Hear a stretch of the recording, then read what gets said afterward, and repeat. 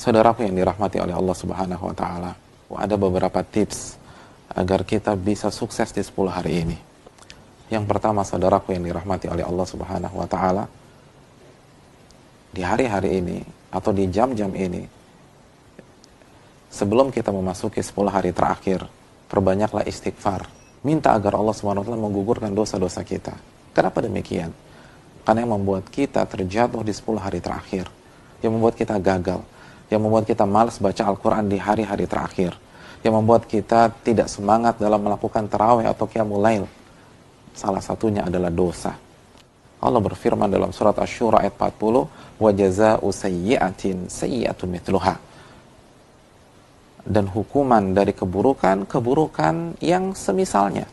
Kiat yang kedua, saudaraku yang dirahmati oleh Allah, bertawakal kepada Allah.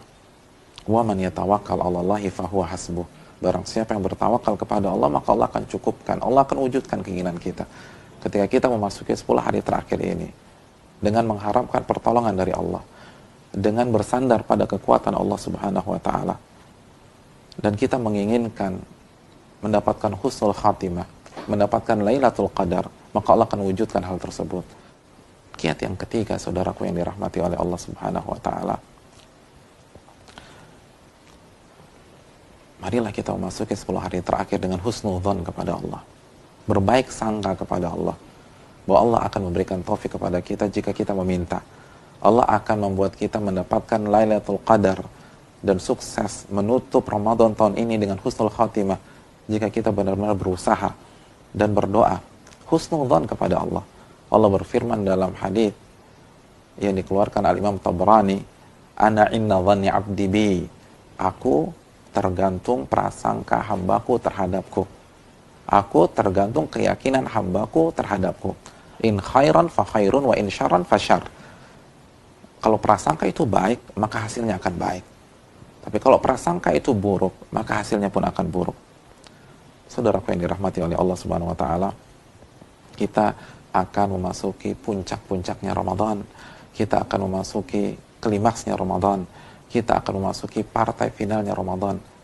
Keluarkan seluruh potensi kita, keluarkan seluruh tenaga kita, keluarkan seluruh kemampuan kita, waktu-waktu kita. Raihlah Lailatul Qadar yang lebih baik daripada 1000 bulan. Raihlah husnul khatimah di bulan suci Ramadan.